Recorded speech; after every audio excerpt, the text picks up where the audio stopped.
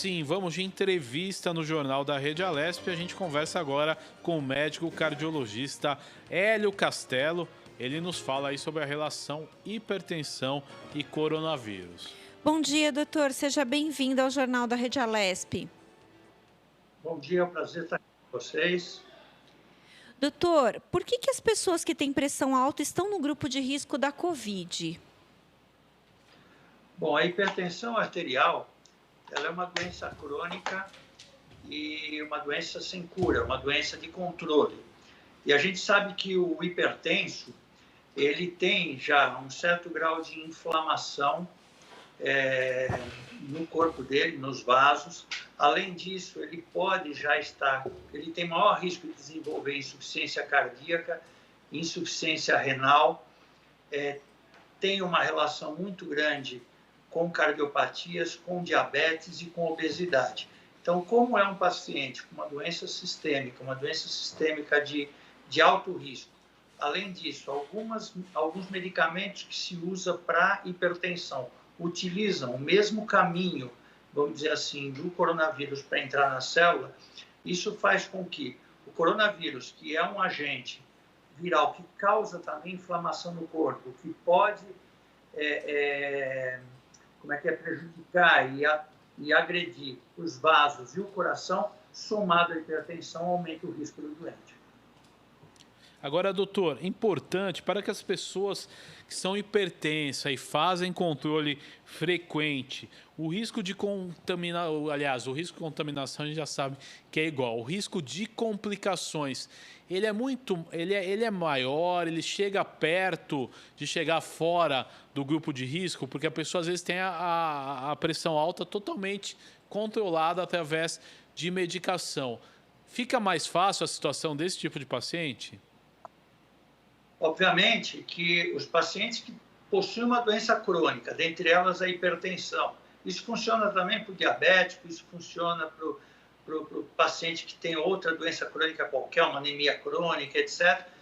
Se ele tiver muito bem compensado, tomando os seus remédios direitinho, fazendo o seu controle e não tiver nenhuma complicação secundária àquela doença crônica, por exemplo, ele é um hipertenso, está muito bem controlado, tem função renal normal, o coração tem um tamanho normal e tem uma força normal de contração, porque é um paciente que já vinha fazendo o seu controle adequadamente, ele vai ter um risco um pouquinho maior do que a população normal que não tem a doença, mas ele vai ter um risco menor do que o hipertenso descontrolado. Então, por isso que a gente tem falado, a Sociedade Brasileira de Cardiologia, inclusive tem campanhas, e nós nos hospitais também a gente vem fazendo a campanha, de que mesmo durante a pandemia, o coração e as doenças crônicas elas não podem esperar. Então, é importante que o indivíduo mantenha seu controle, mantenha os remédios que ele está tomando e tente manter a sua regularidade em relação à dieta, algum tipo de atividade física, mesmo que seja em casa, e ter algum tipo de contato com o seu médico se houver alguma dúvida ou se precisar de algum controle. Essa é a vantagem, por exemplo, da teleconsulta. Agora, doutor, é importante, uma pesquisa chamada Branca Corona, apresentada no Congresso de Cardiologia, o ESC Congress, né, mostrou que os tratamentos utilizados para hipertensão e insuficiência cardíaca não devem ser suspensos, né, em caso aí de contaminação pelo novo coronavírus. Qual que é o impacto desses tratamentos em relação à infecção? O tratamento em si, que a pessoa está fazendo, os remédios que ele está tomando, etc., isso não altera a evolução do quadro infeccioso do coronavírus. Logo no início dessa epidemia, dessa pandemia, na verdade, a gente achava que, eventualmente, alguns medicamentos, os que a gente fala que são os inibidores da ECA, que é uma enzima que a gente possui no corpo, é um tipo de antihipertensivo, ele poderia, eventualmente, aumentar o risco do coronavírus ou prejudicar, etc. Hoje a gente sabe que não. Então, é fundamental, isso que você falou é verdade, é fundamental que o paciente mantenha seu tratamento de base, faça um bom controle da pressão, por isso a gente orienta que a pessoa, já que muitos deles, principalmente os mais idosos, estão em casa, faça a medida de pressão de tempo em tempo, tenha o seu aparelhinho lá, entre em contato com o seu médico, eventualmente, quando a pressão começa a subir, que a gente sabe que quando a gente fica muito tempo em casa, a gente acaba comendo mais, acaba ganhando peso, e às vezes a pressão acaba descontrolando. Então, o controle da hipertensão é fundamental para que, se a pessoa for contaminada, ela tenha um risco um pouco menor do que as outras pessoas. Mas aí o tratamento não interfere na infecção.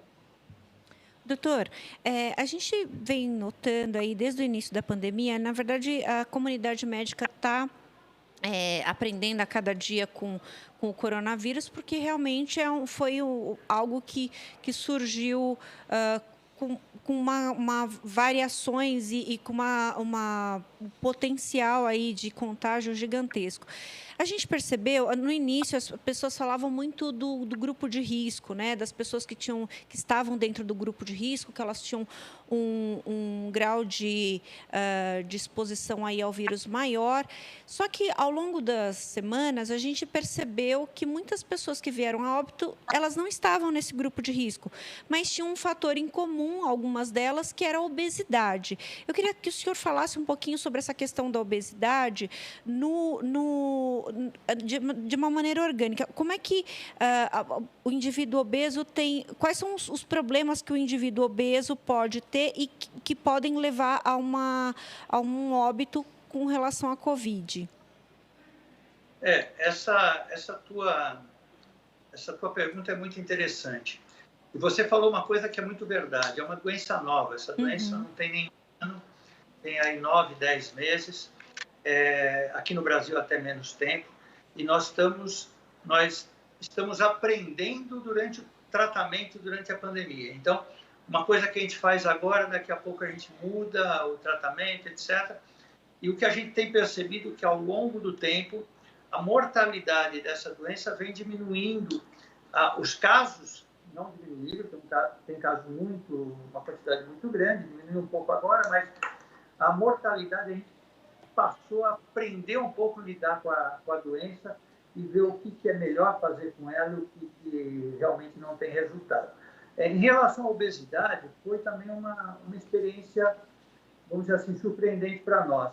Desde o começo a gente sabia que as doenças crônicas, os idosos, as doenças oncológicas, a imunossupressão, ou seja, aquela pessoa que tem a imunidade diminuída, ou porque ela faz uma quimioterapia, ou porque ela tem uma doença de base, eles eram grupos de risco. E a gente achava que o obeso era. Hoje a gente tem certeza. Ou seja, grande parte dos pacientes que estão nas UTIs, que são os pacientes que alguns acabam morrendo, mas os pacientes que vêm com uma demonstração mais grave da doença, muitos são obesos. A obesidade, a gente sabe que é uma doença crônica, ela causa um status de inflamação crônico no corpo do indivíduo, e o grande problema do coronavírus, um dos grandes problemas, né, é que esse vírus causa uma reação inflamatória intensa no organismo. Então, esse já é um fato. Se ele já causa uma reação inflamatória e o obeso ele tem esse status inflamatório aumentado, então é fácil a gente entender que a inflamação tende a ser mais importante no indivíduo obeso. Além disso, o obeso, pela própria estrutura física dele, muitos deles têm uma ventilação, ou seja, a respiração, a expansão pulmonar, ela é menor.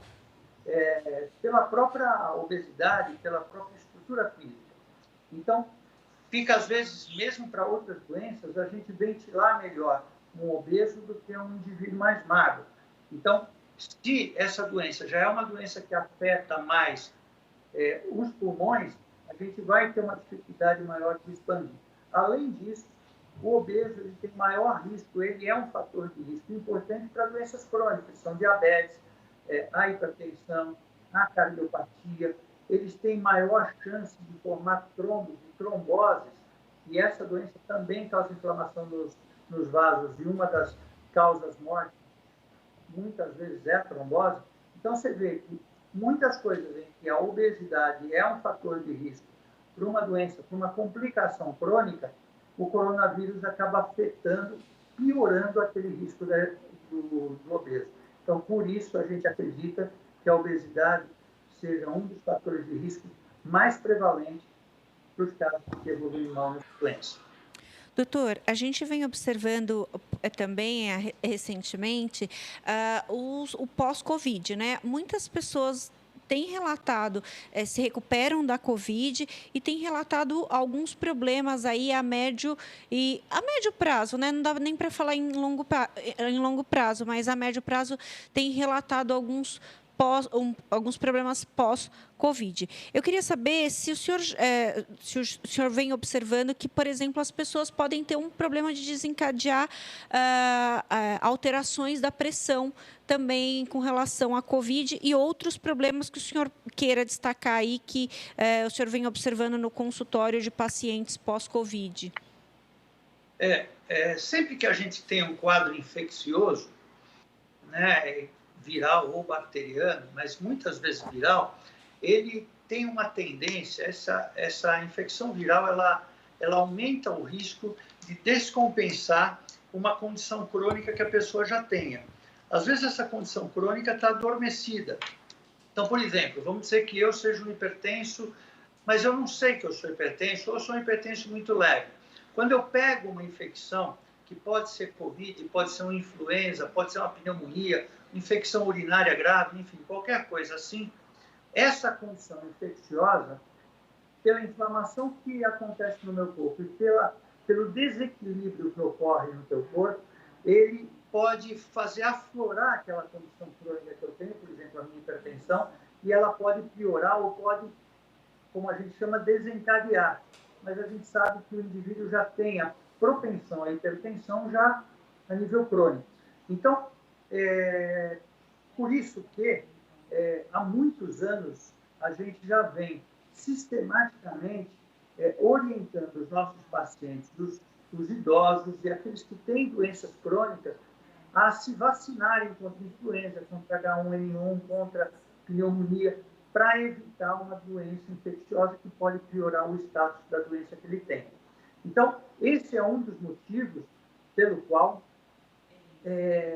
essas pessoas acabam piorando ou acabam, depois que saem do quadro do coronavírus, falando, poxa, agora eu fiquei mais hipertenso, agora eu estou precisando mais de remédio, ou agora está descontrolado, ou isso, ou diabetes, etc. Tem uma outra situação que é problema pulmonar. A gente sabe que naqueles que foram acometidos por uma porcentagem mais alta do comprometimento pulmonar, principalmente acima de 50%, muitos deles acabaram até tendo que ficar entubados, quando saem do hospital, eles saem um pouco mais fracos, com uma perda de peso, perda de massa muscular e muitas vezes com um certo grau de fibrose pulmonar, que é como se fosse um endurecimento do parênquima pulmonar, que é aquilo que tem troca de oxigênio. Então, esses indivíduos, a gente ainda não sabe se eles vão ficar com uma fibrose crônica a longo prazo.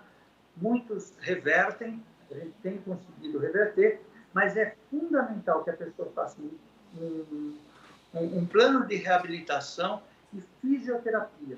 A fisioterapia ajuda muito, tanto para a recuperação muscular como a recuperação e melhora dessas doenças crônicas. Agora, doutor, é importante, né, até para a gente esclarecer a população, existe alguns casos aí, como o senhor falou, é uma doença nova, mas de repente pessoas aí que estavam com coronavírus, sintoma leve e de repente teve um infarto. Ou então pessoas que morrem de repente, aí na hora que foi fazer o teste a pessoa estava positiva para o coronavírus. Existe relação entre esses fatos ou eram pessoas, por exemplo, que iriam infartar de qualquer modo, doutor? Existem as duas coisas. Isso é muito... A gente tem percebido muito. O meu grupo está em vários hospitais de São Paulo e eu sou cardiologista, a gente faz cateterismo cardíaco e atende emergência 24 horas por dia. E a gente percebeu durante a pandemia dois fenômenos. Primeiro, alguns pacientes que já vinham com alguma história sugestiva de problema cardíaco, ou seja, o indivíduo tinha o que a gente chama de angina, que é aquela dor no peito que precede um quadro de infarto. Então, ele tinha uma dorzinha no peito quando ele fazia grande esforço, etc. Estava em investigação, às vezes nem estava querendo marcar o médico dele. Quando chegou a pandemia, ele ficou isolado em casa e acabou não procurando o seu médico, por medo, por receio, e muitas vezes ficaram sintomáticos. Então, nós tivemos o primeiro fato que acabou complicando durante a pandemia foram aqueles pacientes que tinham uma condição e não procuraram o médico por medo de se contaminar. A doença dele, que é a doença cardíaca, acabou evoluindo e eles tiveram infarto. Então, nós pegamos nos hospitais indivíduos com infarto já em evolução. Ou seja, a gente sabe que quando o indivíduo tem um infarto, ele tem que correr para o hospital. Quanto mais rápido ele chegar no hospital, maior chance dele ficar vivo e ficar bem. A gente até fala que tempo é coração, tempo é músculo, tempo é vida. No entanto, nós pegamos os indivíduos que chegaram no hospital 12, 24, 36 horas depois que começou o infarto, já em estado muito mais avançado e com maior risco. Esse é o primeiro fato. O segundo fato é que, como eu falei, a COVID ela causa uma inflamação no corpo todo e principalmente nos vasos. E ela aumenta a coagulabilidade, ou seja, ela faz com que o sangue aumente o seu poder de coagulação e, com isso, pode formar trombos, coágulos dentro dos vasos. Ora, se acontecer a formação de um trombo, de um coágulo, dentro de uma artéria que irriga o coração, que é a artéria coronária, esse indivíduo vai ter um infarto, mesmo eventualmente sem placa de gordura. Então, a gente sabe que essas doenças infecciosas, o coronavírus, isso aconteceu bastante.